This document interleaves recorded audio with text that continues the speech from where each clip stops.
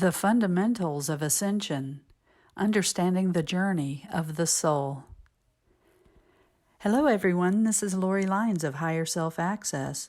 I am a QHHT Level 3 practitioner, board-certified clinical hypnotist, higher self coach, and spiritual sounding board, as well as an inspirational medium at times.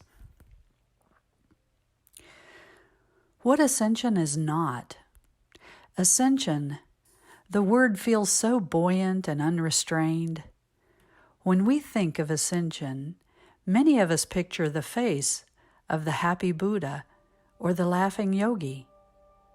However, Ascension can be conceptualized as both a destination and a journey, and the journey is often different from the blissful, loving nature of the destination. The path of Ascension is wrought with painful triggers, stark realities, and cataclysmic truths that often come to a head as a jarring, dark night of the soul. The path to Ascension is also cobbled with choice after challenging choice to dig deeper into the triggered wounds. Because at the root of these wounds are soul lessons that guide the next step in the journey. As such, Ascension is rarely an instantaneous thunderclap of a moment. It is a process, often a painful one, that only we can choose for ourselves. Finally, though they are often used in informal contexts interchangeably, Ascension is not awakening, self-actualization, or soul integration through shadow work. However, these phases and spiritual benchmarks play an essential role in the path to Ascension. So what is Ascension? Simply put, Ascension is consciously choosing the path of spiritual growth to achieve higher awareness, higher consciousness, and higher vibrations, along with deeper compassion, unconditional love, and devotion to serving others. Ascension is often viewed as a bold journey into the unknown and finally meeting the divinity of the universe. It is not a departure from who we are, but a return. It is a reunion with the higher self, divine consciousness, and the unconditional love of the collective from whence we came. The process affects us across all bodies, spiritual, emotional, mental, and physical. Ascension changes us on cellular and vibrational levels. It doesn't just change how we feel, think, and look. It also changes how we perceive and interact with the world around us. While we gain much from the journey, it is also a reductive path. To keep ascending higher and higher, we must create space to integrate the codes, activations, lessons, and upgrades by releasing limiting beliefs, low vibrational frequencies, and conditioned perspectives. Ascension is the return to our divinity, and as such, it is the relinquishing of the separateness and duality of the third dimension, transcending negativity and falsehoods, and awakening to the oneness of the fifth dimension.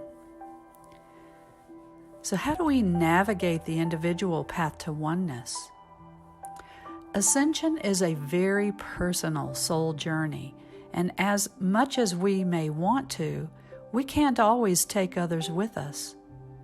As we find alignment and achieve integration with higher consciousness and vibrations, we must remember that we cannot impose our fourth or fifth dimensional perspectives on our third dimensional loved ones.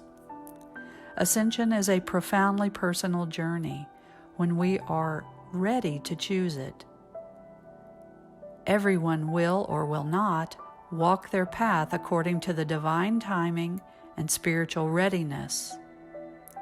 it is necessary to remember that no level of consciousness or vibration makes one individual better than the other. Of course, this soon becomes apparent to those with a fifth-dimensional consciousness. Alongside this very individual journey, we must also prioritize being of service. The journey is split into service to self and service to others. People who devote 51% or more service to others will be ascending. So how do we reconcile that a crucial aspect of this personal journey is better serving others? A path devoted to solely serving oneself is one where progress is hindered because it is ego-led. When the ego leads us, it is all too easy to resort to shame, blame, entitlement, and self-victimization. In contrast, a path devoted solely to others hinders progress because it lacks boundaries and inner awareness. The healthy juxtaposition of both leads to a life where personal awareness and self-knowledge are born of both introspection and reflection on the triggers, the wisdom, or the new perspectives that arise from our encounters with others. By also serving the collective, we cultivate greater compassion and unconditional love without overlooking or abandoning the essential work of spiritual growth and self-realization. So let's talk about some of the signs of ascension. Ascension is a journey. The process is a spectrum rather than a recourse with a start and finish line. This means you may experience different signs or symptoms at different times in your journey, different markers more intensely than others, and the respective variations may fluctuate. With that being said, those whose vibration is rising will often experience the following during their ascension.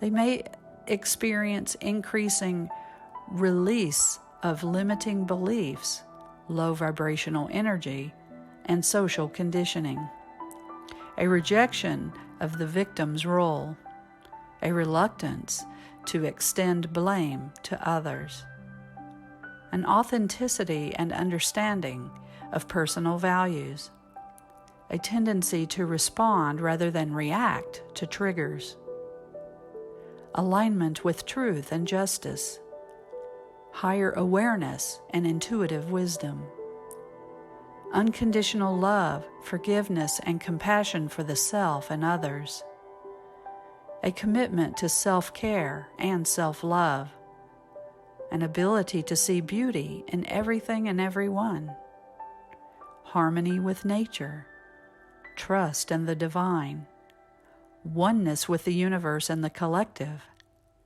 understanding of the multidimensional nature of being, a presence in the now, gratitude, joy, and freedom.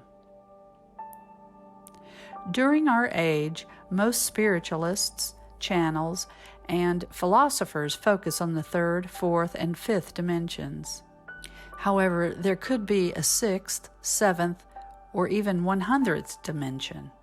It is all a matter of gaining the understanding that we are prepared for and require when the time is right. The third level of consciousness, inner separateness, outer happiness, universal division. This is where most people have resided. This level is characterized by the view of the self being separate from the divine, the universe, and the collective. As a result, people often view themselves as greater or lesser than others, which fuels competition and judgment based on arbitrary differences like citizenship, political party, and gender. Those who occupy the third dimension often seek happiness outside of themselves through material possessions or approval, acceptance, and admiration of others. And in contrast to the interconnectedness of the 5D, the 3D is often perceived according to divisive constructs, good and bad, right and wrong, and us and them. The fourth level of consciousness. This is the dawn of consciousness, transformation, and the bridge to the fifth dimension.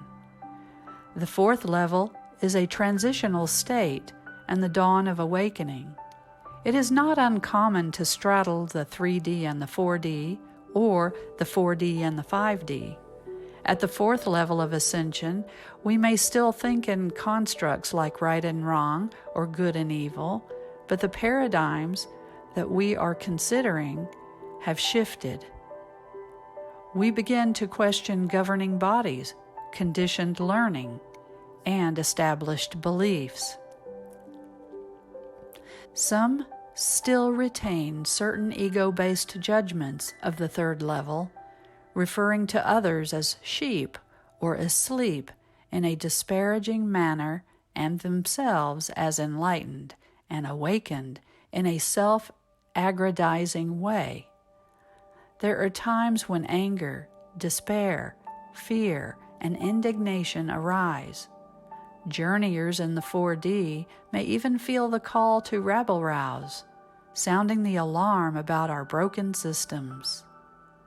There's also a burgeoning rejection of materialism and adherence to social norms and expectations. Those aligned with the transformation consciousness of the fourth will finally start to see that fulfillment comes from self-mastery, unity with the collective, and alignment with higher consciousness. The fifth level of consciousness, divine consciousness, universal oneness, and awakening to God, source, energy within. This is when ego-based judgments and division begin to fall away with other fallacies, allowing unity and love to grow in their place. We begin to look not at the shortcomings of others and the darkness of the world, and instead look deeper within ourselves to acknowledge, to heal, and to integrate our shadow selves. In time, the inner understanding of oneness naturally extends to the collective around us, and through soul integration, we release the labels greatness, weakness, and the separateness that we pigeonhole ourselves with. This is when we awaken to the godlike source energy within us all, connecting us all. We then stop trying to change others and realize that the most effective way to heal the collective is to heal oneself. By accepting that the true power lies within us, we no longer fear victimization, failure, or lack, because we know we have full accountability for and sovereignty over our experiences and outcomes. And no force, no matter how negative or powerful, can alter our personal reality without our authority. This makes the destination that is ascension so divinely blissful. It is whatever divine existence your higher consciousness aspires to conceive. If you find my videos valuable, please like, comment, share, and subscribe. That way the algorithms will make them available to a wider audience.